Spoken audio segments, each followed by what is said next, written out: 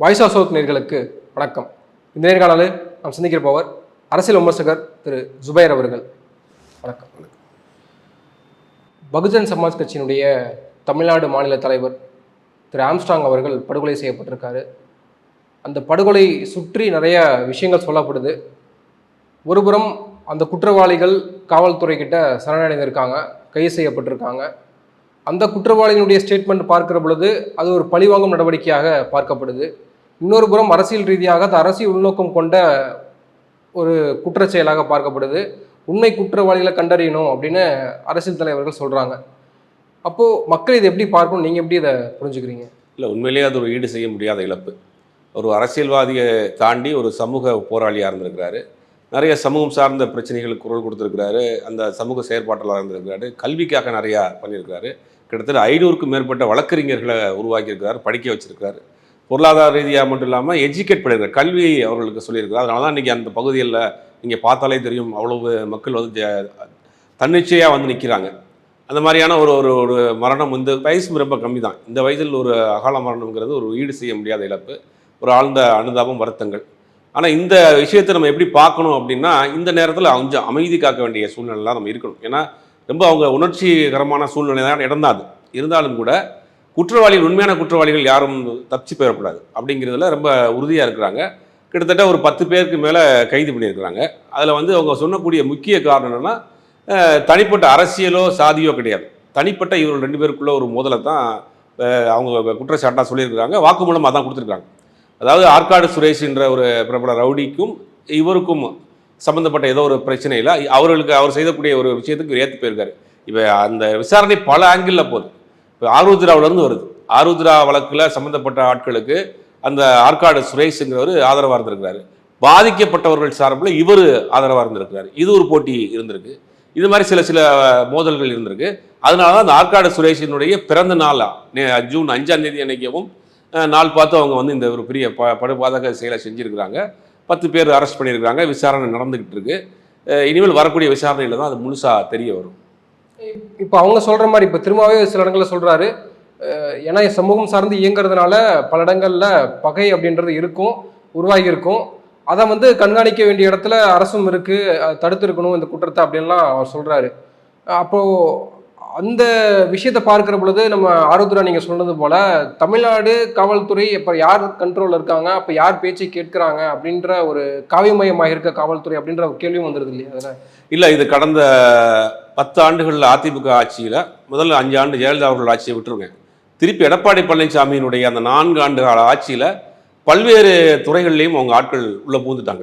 உதாரணம் சொல்லணும்னா, இந்த கொரோனா காலம் உச்சகட்டத்தில் இருந்தப்போ என்ன நடந்துச்சுன்னு தெரியும். ஃப்ரெண்ட்ஸ் ஆஃப் போலீஸ்ன்னு சொல்லி சில டீம் உள்ளே கொண்டு வச்சுருந்தாங்க.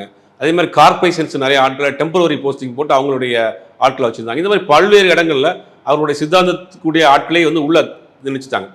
அப்போ அந்த போன 4 ஆண்டுகளில் இவர்களால் எதுவுமே செய்ய முடியல. எடப்பாடி பழனிசாமி தலைமையிலான ஆட்சியில் எதுவுமே செய்ய முடியல.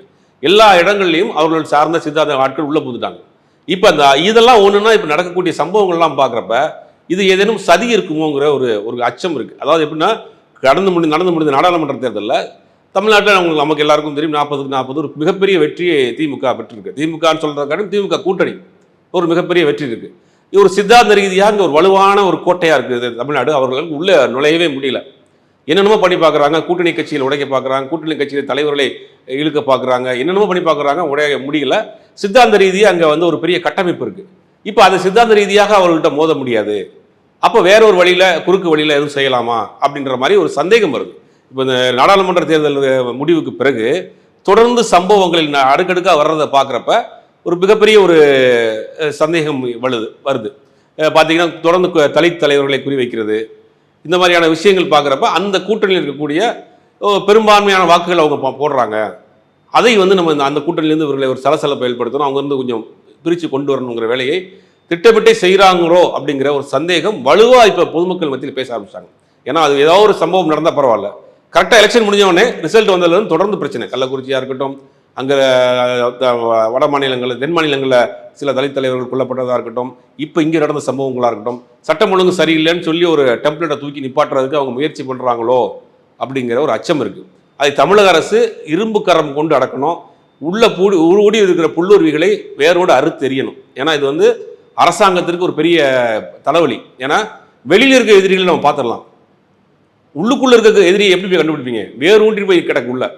அப்போ யாரும் கண்காணித்து அந்த உள்ளுரிமைகளை சரி செய்ய வேண்டிய வேலை இருக்குது. இது அரசாங்கம் ரொம்ப தீவிரமாக செய்ய வேண்டியிருக்கு. ஏன்னா இன்னும் 2 வருஷத்தில் சட்டமன்ற தேர்தல் வருது.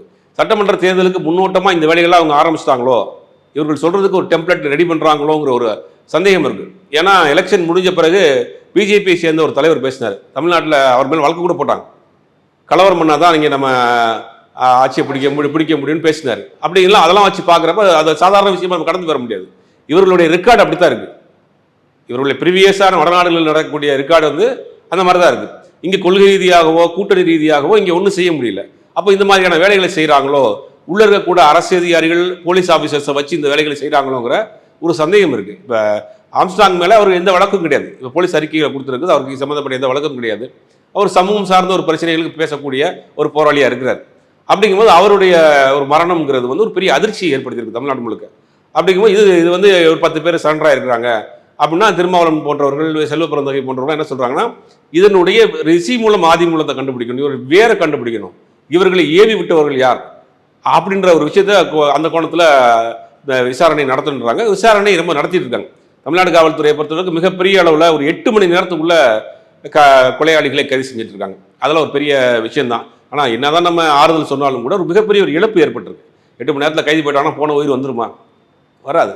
ஆனாலும் காவல்துறை வருமுன் காப்பாற்றிருக்க வேண்டும், தடுத்திருக்க வேண்டும்.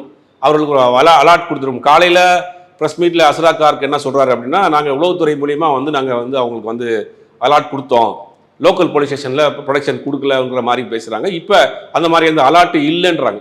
ஒரு மாறுபட்ட இதாக இருக்குது. இதை கிளியர் பண்ணணும். இது எங்கே தவறு? உளவுத்துறை எப்பயுமே ஒரு சம்பவம் நடந்த பிறகு அது கலாச்சார விவகாரமாக இருக்கட்டும், இல்லை ஸ்ரீமதி விவகாரமாக இருக்கட்டும், உளவுத்துறை ஃபெயிலியர்னு சொல்லுவாங்க.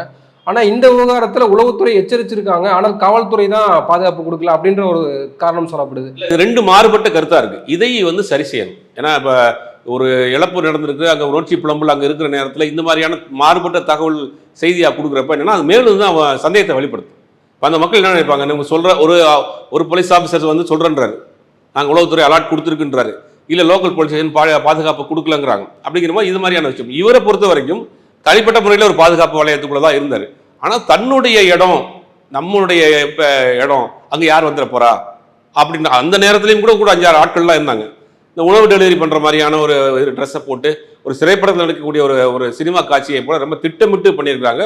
அதுவும் இந்த ஆற்காடு சுரேஷருடைய அந்த பிறந்த நாள்லேயே அன்னைக்கு அந்த வேலையை பண்ணியிருக்காங்க. இந்த வழக்கு எங்கெங்கேயோ போகுது. ஆர்வத்ராவில் ஆரம்பித்து ஆற்காடு சுரேஷ் போய் எங்கெங்கேயோ நிற்கிது. இது பின்னாடி ஒரு பெரிய ஒரு திட்டம் இருக்குது. ஒரு நாள் நடத்தின திட்டம் மாதிரி தெரியல, மிகப்பெரிய ஒரு பிளானை பண்ணியிருக்காங்க. இதை அரசாங்கம் உடனே கடுமையான நடவடிக்கை எடுக்கணும், சம்மந்தப்பட்ட ஆட்களை கடுமையான தண்டனை கொடுக்கணும். இதுக்கு தூண்டி விட்டவர்கள் யார், இதுக்கு பின்னாடி இருக்கக்கூடிய சதி என்னங்கிறதெல்லாம் மிக தீவிரமாக இன்வெஸ்டிகேட் பண்ண வேண்டிய வேலை இருக்குது. ஏன்னா இப்போ தொடர்ந்து வரக்கூடிய சம்பவங்கள்லாம் பார்க்குறப்ப இது எதையோ ஒரு விஷயத்தை அவங்க செய்ய போகிறாங்க, எதையோ ஒரு விஷயத்தை செய்கிறதுக்கு அவங்க தயாராகிட்டு இருக்காங்க அப்படிங்கிறது அரசியல் புரசலாக வெளியில் பேச ஆரம்பிச்சிட்டாங்க. அரசாங்கம் இதை தீவிரமாக கண்காணிக்கணும். இதில் முக்கியமாக அவர் ஏற்கனவே துப்பாக்கி அவர் வைத்திருந்தார். ஆனால் அந்த நேரத்தில் துப்பாக்கி இல்லை. காரணம் எலெக்ஷன் டைம்ன்றனால துப்பாக்கி காவல்துறையிட்ட ஒப்படைச்சிருந்தாரு. இதை தெரிஞ்சுக்கிட்டு தான் தாக்குதல் நடத்தப்பட்டிருக்குன்றாங்க. அப்போ துப்பாக்கி இல்லைன்ற விஷயம் காவல்துறை சொன்னாங்களா? எப்படி அவங்களுக்கு குற்றவாளிகளுக்கு தெரிஞ்சது அப்படின்ற பெரிய துப்பாக்கி அப்புறம் ஜூன் 15ஆம் தேதிக்கு அதாவது எப்பயுமே ஒரு துப்பாக்கி வச்சிருக்கவங்க தேர்தல் நேரத்தில் போலீஸ் ஸ்டேஷனில் கொடுத்துடணும். தேர்தல் முடிஞ்சால் துப்பாக்கியை திருப்பி கொடுத்துருவாங்க. லைசன்ஸோட துப்பாக்கி வச்சிருக்கவங்களுக்கு ஒரு செட்டப் இருக்குது. அப்படி இப்போ லைசன்ஸோட துப்பாக்கி வச்சிருக்கவர் தேர்தல் விதிமுறைகள் வந்த பிறகு துப்பாக்கியை கொண்டு போய் கொடுத்துட்டாரு. ஜூன் 15ஆம் தேதிக்கு அப்புறம் அவர் துப்பாக்கியை திருப்பி கொடுத்துருக்காங்க. இந்த சம்பவம் நடைபெறப்ப கூட அவருடைய வண்டியில துப்பாக்கி இருந்திருக்கு. அவருடைய வண்டியில துப்பாக்கி வச்சிருக்காரு. போலீஸ் தரப்புல சொன்ன செய்தியும் அதுதான், அவர்கள் தரப்பு சொன்ன செய்தி தான். அதுதான் எப்பவுமே துப்பாக்கி பாதுகாப்பு வச்சிருப்பாரு. நம்ம வீட்டில் தானே இருக்கிறோம், நம்ம ஏரியாவில் நம்ம வீட்டுக்கு முன்னாடி நிற்க போறோம், கூட நம்ம கட்சி ஆட்கள் இருக்கிறாங்க, இங்கே யார் வந்துட போறா அப்படிங்கிற ஒரு தைரியத்தில் ஒரு நம்பிக்கையில் இருந்துட்டார். அந்த நேரத்தை தான் அவங்க பயன்படுத்தியிருக்காங்க. இது திட்டமிட்டு ரொம்ப நாள் பண்ணப்பட்ட ஒரு சதியாக தான் பார்க்க வேண்டியது இருக்கு. துப்பாக்கி அவருடைய வண்டியில் இருந்திருக்கு. அதுவும் போலீஸ் தரப்புல சொல்லப்பட்டிருக்கு. அவருக்கு எந்த விதமான குற்றச்சாட்டுகளும் இல்லை, எந்த விதமான வழக்குகளும் கிடையாது. எல்லா வழக்குகளும் ஒரு சில வழக்குகள் இருந்தது கூட எல்லா வழக்கும் வெளியே வந்துட்டார். இப்போ அமைதியான தன்னுடைய சமுதாய பணியை செஞ்சுக்கிட்டு இருக்கிறார். அந்த நேரத்தில் இந்த மாதிரியான ஒரு சம்பவம் நடந்திருக்கு. அப்போது இறுதியாக இந்த திருமாவர்கள் சொல்வது போல நீங்களே சுட்டி காட்டினீங்க, நிறைய தலித் தலைவர்கள் தொடர்ந்து கொல்லப்படுறாங்க அப்படின்ற விவகாரம். அது வந்து அது தமிழ்நாடு அரசினுடைய அது மெத்தன போக்கா அல்லது அது திட்டமிட்டு வேற ஒரு நடத்துறாங்கன்னா அதுக்கும் ஸ்டாலின் பொறுப்பேற்க வேண்டிய அவசியம் வந்துருது இல்லையா அதுல? இல்லை, அரசாங்கம் தான் முழு பொறுப்பு, அதில் நம்ம தட்டி கழிக்க முடியாது. ஆனால் சிறப்பு கவனம் செலுத்தணும். ஒரு சம்பவம் நடந்திருக்கு, தொடர்ந்து அதே மாதிரியான சம்பவங்கள் நடந்துட்டு இருந்தால் எங்கே தவறு நடக்குது, அதிகாரிகள் மட்டத்தில், இல்லை அரசியல் ரீதியான தலையீடா, இல்லை அரசாங்கம் ஏதாவது ஒரு விஷயத்தை மிஸ் பண்ணுதா அப்படிங்கிறதெல்லாம் தீவிரமாக கண்காணிக்க வேண்டியது. இது சாதாரண விஷயம் கிடையாது. இது வந்து கூட்டணிக்குள்ளேயே ஒரு பெரிய சலசலப்பை ஏற்படுத்தக்கூடிய ஒரு சம்பவங்கள். இதெல்லாம் ரொம்ப தீவிரமாக கண்காணித்து எங்கே தவறு நடந்திருக்கோ அங்கே தவறை வந்து கண்டிப்பாக கடுமையான முறையில் நடவடிக்கை எடுக்கணும். விஜயகாந்த் அவர்களுக்கு அவருடைய அலுவலகத்திலேயே அடக்கம் பண்ணுவதற்கு அனுமதி கொடுத்தாங்க. அது அது ஒரு சூழல் வேற. ஆனால் இப்போது ஆம்ஸ்ட்ராங் அவர்களுக்கு அவருடைய அலுவலகத்திலேயே அடக்கம் பண்ணணும், அதற்கும் அனுமதி கொடுக்கணும் அப்படின்னு திருமாவர்கள் உட்பட எல்லாருமே கோரிக்கை வைக்கிறாங்க. அந்த கோரிக்கை அரசு ஏற்குமா? எப்படி பார்க்குறீங்க அதை? இல்லை, ஒரு நியாயமான கோரிக்கை தானே அது. இதில் மறுக்கிறதுக்கு என்ன இருக்குது? நியாயமான அவங்களுடைய இடம், அவருடைய விலை கொடுத்து வாங்கி பட்டா கட்டி இபி பில் கட்டி அவருடைய சொந்தமான இடம். கிராமங்கள்லாம் பார்த்தீங்கன்னா யாராவது பெரிய மிராசுதாராக இருப்பார், இலக்கிலாராக இருப்பார், அவருடைய தோட்டத்தில் இப்போ அடக்கிடுவாங்க. அவங்க அது ஒரு மண்டபம் மாதிரி ஃபாலோ பண்ணுவாங்க. அதே மாதிரி இங்கே ஒரு அரசியல் கட்சி, தேசிய கட்சியின் மாநில தலைவராக இருக்கிறாரு, இவ்வளோ பேர் மக்களுடைய அனுதாபத்தை பெற்றவராக இருக்கிறாரு, ஒரு படுகொலை செய்யப்பட்டிருக்கிறாரு, அவரோட நினைவாக அவருடைய கட்சி அலுவலகத்திலே வைக்கணும்னு நினைக்கிறாங்க. இந்த சட்டத்தில் பெருசாக வந்து இது கிடையாது, சிக்கல் கிடையாது. அரசாங்கம் அது ஈஸியாக கொடுத்துருக்கோம். ஒரு கோரிக்கை வச்சுருக்காங்க, சில ஃபார்மாலிட்டிஸ் இருக்குது, அந்த ஃபார்மாலிட்டிஸ் எல்லாம் முடிச்சுட்டு கொடுத்துருவாங்க. இதில் எந்த தடையும் வர்றதுக்கு வாய்ப்பு இல்லை. நன்றி. பொறுத்திருந்து பார்ப்போம் நடவடிக்கைகள் எப்படி இருக்குன்னு. உங்கள் நேரத்துக்கு மிக்க நன்றி.